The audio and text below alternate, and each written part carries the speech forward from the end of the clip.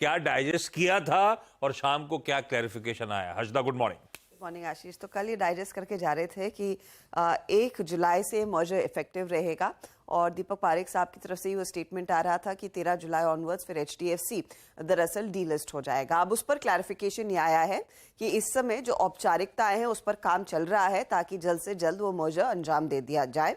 अब ऐसी स्थिति में ये जो 1 जुलाई की डेट आई है वो अंदाजन डेट है, टेंटेटिव डेट है, प्रोवाइडेड सारी फॉर्मेलिटीज उस समय तक खत्म हो जाए, पूरी हो जाए। ऐसी स्थिति में शायद डिले हो सकता है, लेकिन कंपनी दरअसल एक्सचेंजेस को इत्तला कर देगी जब बोर्ड डिसाइड कर देगा इफेक्टिव चेंजेस और रिकॉर्ड डेट। तो ये इनफैक्ट कल और आज ओवरनाइट क्लैरिफिकेशन आता हुआ दिखाई दिया कि 1 जुलाई की डेट पत्थर की लकीर नहीं है, वो एक टेंटेटिव डेट है, लेकिन काम पूरी तरह से कंपनी कर रही है अपनी सारी फॉर्मेलिटीज इस मर्जर को लेकर खत्म करने के लिए।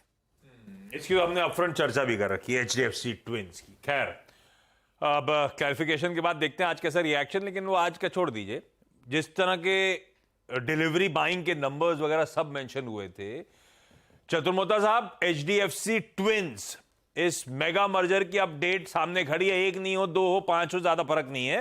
फर्स्ट फोर्टनाइट में शायद ये सब कुछ कल्मिनेट हो रहा होगा। कैसे अप्रोच कर रहे हो आप लोग? दोनों भर लिए पोर्टफोलियो में या नहीं?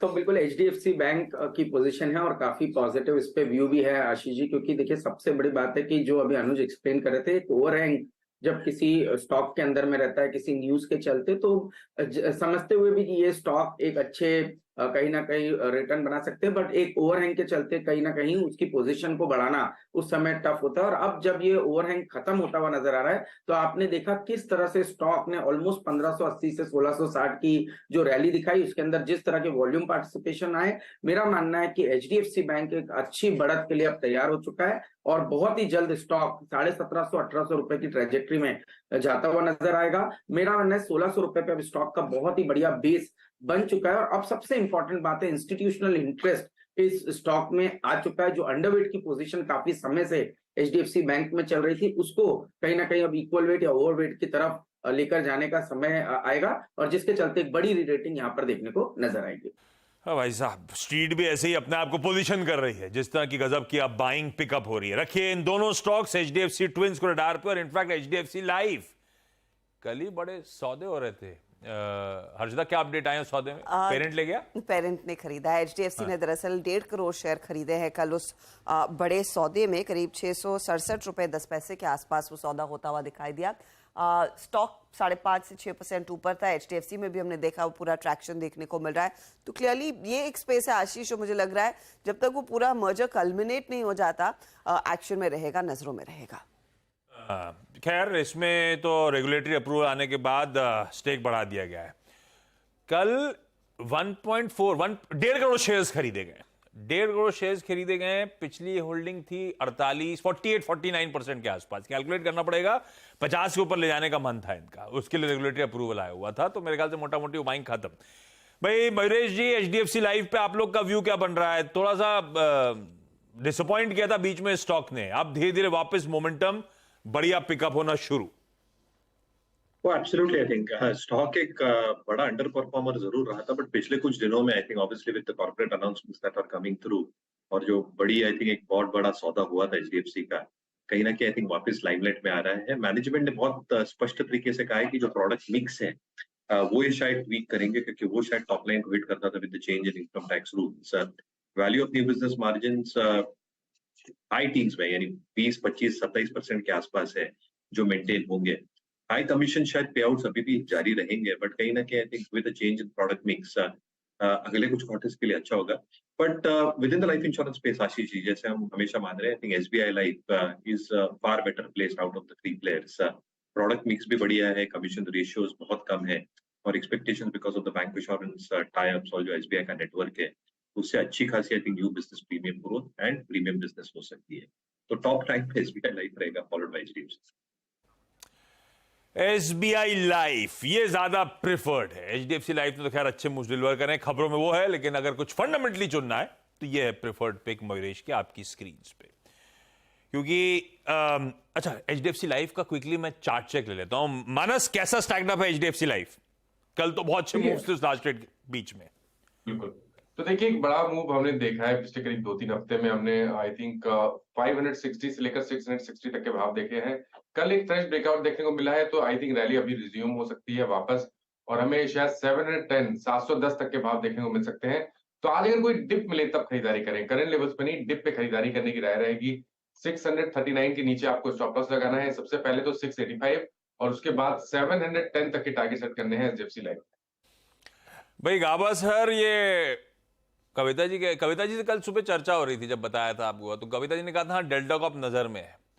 कविता जी ने लिखा था कि गावा जी को गोवा जाना पड़ा है मुझसे डेल्टा कॉप पे चर्चा करवाने के लिए। मैंने कहा आप आ जाओ आज, अगर फ्रेश व्यू है। बोलते नहीं गावस्कर से ही आप पूछ लो। भाई डेल्टा कॉप गावस्कर चार्ट्स पे कैसा प्लेस्ड है, और गोवा में कुछ समझ में आया? भीड़ है कि नहीं है? जब आप कहते तो भीड़ थी क्या? मैं आपको डेल्टा कॉप का पता नहीं मुझे, लेकिन एक इनवाइट आया है कोई वहां से कि आप गोवा में आ जाइए। तो मैंने बोला अब तो नहीं आ रहा, मैं 14 जुलाई को आ जाऊंगा। तो बस मुझे लगता है एक क्वेश्चन। इनवाइट कहां से आया है? वो एक कजिनो है, उन्होंने मुझे भेजा। उनको पता पड़ा कि मैं गोवा में हूँ। मुझे पता नहीं कजिनो का नाम क्या है, लेकिन कजिनो का इनवाइट आया था। ऐसा पैसा चलता है, देखा भैया कैसीनो बोले अरे सर हमारे आइए, इस बार हमारे आइए। जलवे है भैया। डेल्टा कॉप कैसा है चार्ट्स पे? बहुत बढ़िया लगता है मुझे। बेसिकली चार्ट स्ट्रक्चर पॉजिटिव है, बहुत अच्छा कंसोलिडेशन है बिटवीन 230 एंड 250 के आसपास ट्रेड करा। Upper end of the range 251, stop होगा 247 या 46 के पास ज्यादा है। अब मूव ऑन है, 260 तक जाने की संभावना है। यस, डेल्टा कॉप मुझे अच्छा लगता है, बिल्कुल अच्छा लगता है भाई। चलिए ये डेल्टा कॉप पे व्यू। हर्षदा, बाकी के लार्ज ट्रेड्स कौन से कल? लार्ज जो बड़े बड़े सौदे हुए कौन कौन से? एक तो सफाया फूड्स में सौदा जो हुआ है उसके डिटेल्स निकल कर आए, जहां पर WWD रूबी ने दरअसल 30 लाख शेयर बेचे थे। 4.5% तक का स्टेक इन्होंने ऑफलोड किया।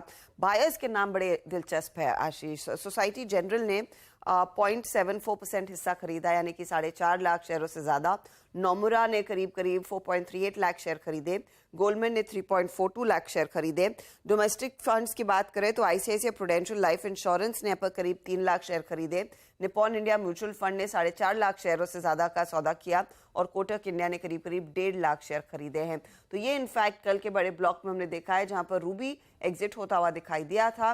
बाकी ये सभी दिग्गज निवेशक और बड़े विदेशी निवेशक और बड़े म्यूचुअल फंड्स ने हिस्सा लिया है। अंबर एंटरप्राइजेस की तरफ से भी एक अपडेट है कि BNP पारिबा आर्बिट्राज फंड ने 1.77 लाख शेयर खरीदे। नियरली 0.52% की इक्विटी इनकी तरफ से खरीदी गई है। 2254 के आसपास ये सौदा होता हुआ दिखाई दिया। तो वो स्टॉक भी आज रेडार में, कल भी यहाँ पर हमने देखा था करीब 1-1.5% तक की बढ़त थी। बाकी के स्टॉक से न्यूज न्यूज़ में आप ध्यान रखिएगा आज टीटागढ़ रेल पर, जहां पर इनको लेटर ऑफ एक्सेप्टेंस मिला एक प्रोजेक्ट के लिए। गुजरात मेट्रो रेल कॉरपोरेशन की तरफ से ये 857 करोड़ का ऑर्डर है जो उनके हाथ लगता हुआ दिखाई दिया है। रामको सीमेंट ने लाइन 3 कमीशन कर दिए है रामास्वामी राजनगर में। क्लिंकराइजेशन की कैपेसिटी बढ़ा रहे, 3000 टन प्रतिदिन के आसपास की क्षमता रहेगी। पिछले 15 सालों में दक्षिण तमिलनाडु में ये पहली कैपेसिटी एक्सपेंशन यहाँ पर कंपनी की तरफ से हो रही है। 2 फार्मा कंपनियां रेडार पर, एक तो ग्लैंड फार्मा। US FDA ने इनको 483 ऑब्जर्वेशन इनकी हैदराबाद फैसिलिटी की जो जांच हुई थी उसमें निकल कर आई है। प्रोसीजरल इन नेचर है वो ऑब्जर्वेशन, तो उसका ज्यादा कुछ नेगेटिव इंपैक्ट नहीं रहेगा, लेकिन 15 से 27 जून के बीच दरअसल ये जांच हुई थी।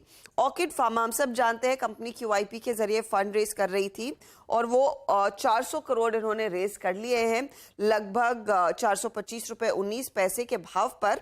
और जो बड़े निवेशक जिन्होंने QIP में पार्टिसिपेट किया है उनके नाम मैं आपके सामने पेश करूंगी।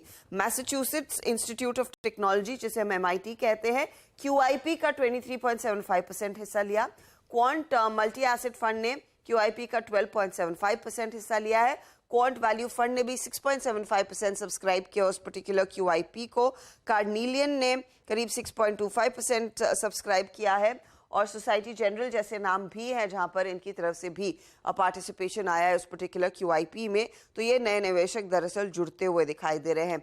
आप सुबह में चर्चा कर ही रहे थे BSE की, तो वो भी स्टॉक रेडार पर रहेगा क्योंकि कंपटीशन दरअसल थोड़ा सा ईज हो रहा है। तो देखते हैं आज स्टॉक कैसे रिएक्ट करता है, जहां पर NSE ने प्लान कर दिया है कि जो निफ्टी बैंक की एक्सपायरी फ्राइडे को होनी थी वो गुरुवार को ही होगी, तो बीएसई का स्टॉक आज देखते हैं कैसे फोकस में रहता है और किस तरह से परफॉर्म करता है। यूनियन बैंक ऑफ इंडिया पर और एसबीआई पर एस&पी के अपग्रेड्स आए हैं। यूनियन बैंक ऑफ इंडिया की रेटिंग जो है BBB कर दी गई है, आउटलुक स्टेबल है।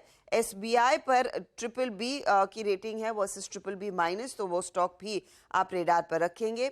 वेदांत फॉक्सकॉन का जो जेवी है, उन्होंने नई एप्लीकेशन सबमिट की है उस इलेक्ट्रिक चिप मैन्युफैक्चरिंग प्लांट के लिए। देखते हैं ये पर्टिकुलर एप्लीकेशन आगे जाती है या नहीं। तो ये कुछ स्टॉक्स जो आज फोकस में जरूर रहेंगे। देखिए इन स्टॉक्स को रडार पे।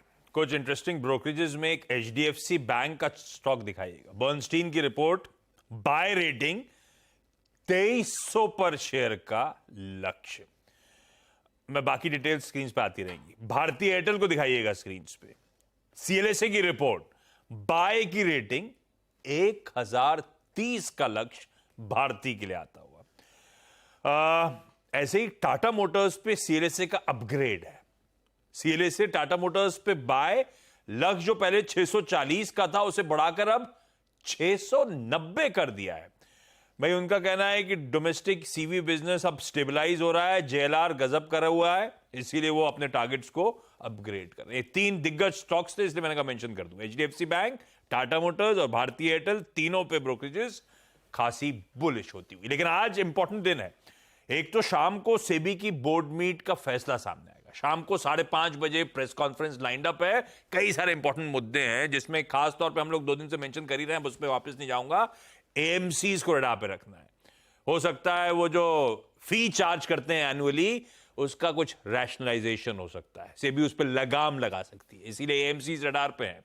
और दूसरा, आज सुबह 10:30 बजे कैबिनेट और CCEA की बैठक स्केड्यूल्ड है। क्या हो सकता है उसके लिए लक्ष्मण के पास चला जाए। लक्ष्मण, हाय, गुड मॉर्निंग। क्या लग रहा है भाई, क्या हो सकता है इस बैठक में आज? कैबिनेट में 2 महत्वपूर्ण प्रस्ताव हैं। एक प्रस्ताव है गन्ना किसानों को लेकर के।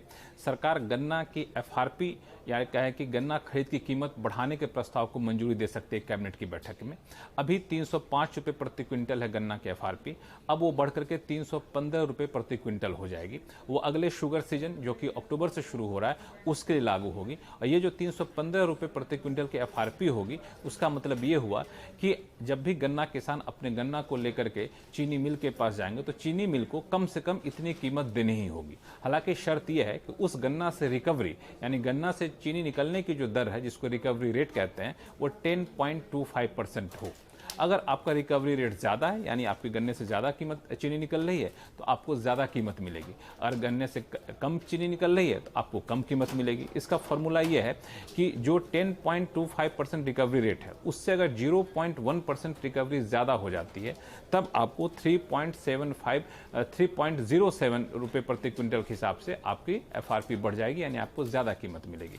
और अगर आपके गन्ने से चीनी कम निकलती है, रिकवरी रेट कम होता है, तो आपको उसी अनुपात में आपकी कीमत भी कम हो जाएगी। ठीक है लक्ष्मण, ठीक है। तो मेन मुद्दा है शायद किसान भाइयों को खुश करने की तैयारी। गन्ने की जो फेयर एंड रेम्यूनरेटिव प्राइस है FRP, उसमें इजाफा करने की तैयारी हो रही है। शायद आज कैबिनेट और CCA का यह आउटकम हो सकता है, लाइकली है।